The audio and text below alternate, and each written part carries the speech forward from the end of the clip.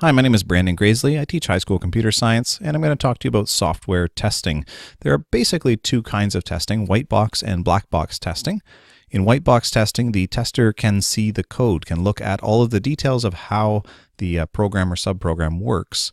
The test cases are based on how the code works, and usually you test small blocks of code individually. So you choose test cases based on the individual small workings of the pieces. In black box testing, though, the tester can't see the code. That's the black box part. You can't see inside of it.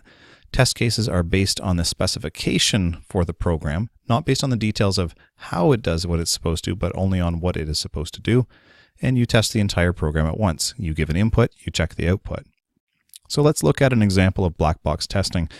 Suppose we have a method, a subprogram, that counts the number of occurrences of the string Java in a string array. So here is an example of what that signature might look like. Public, it's a public method, it returns an int. It's called countJava, and it takes as a parameter a string array called languages. Now it's important, in black box testing, we don't know how the countJava method does what it's going to do. We just know what it's supposed to do, what it's supposed to accomplish. So here's an example of the specification for it. I used JavaDoc for this. The first few lines are just a description of the method and how it works, and then we have a couple of tags to look at. So it counts the number of occurrences of the word Java in languages, in the array called languages. The string must match exactly. If languages is null, this method returns -1. Languages may have a length of 0.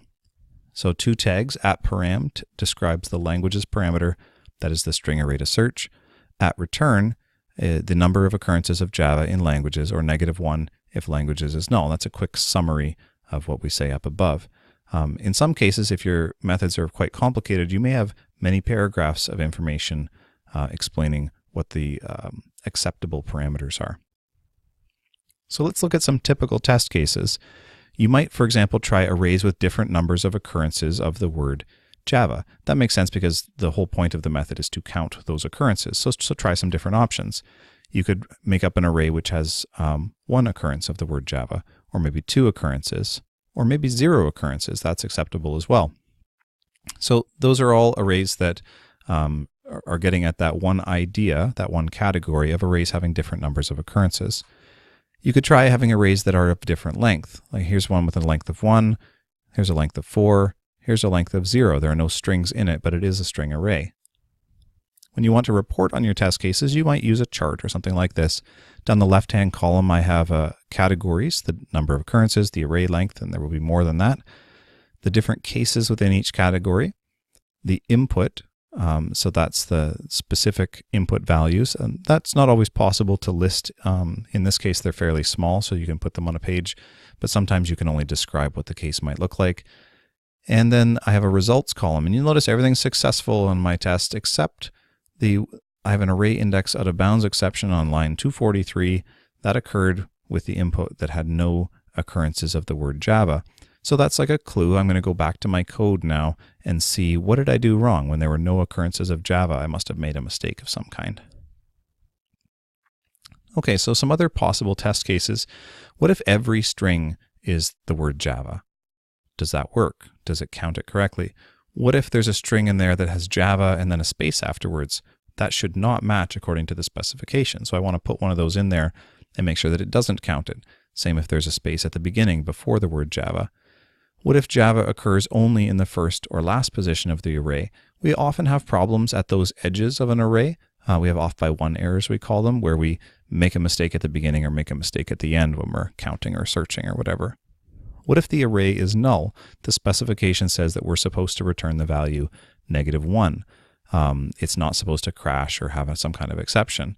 What if one or more of the strings is null? Or what if one or more of the strings is the empty string? Now, a bunch of these are called edge cases or boundary cases. They're at the very edges or limits of what's possible.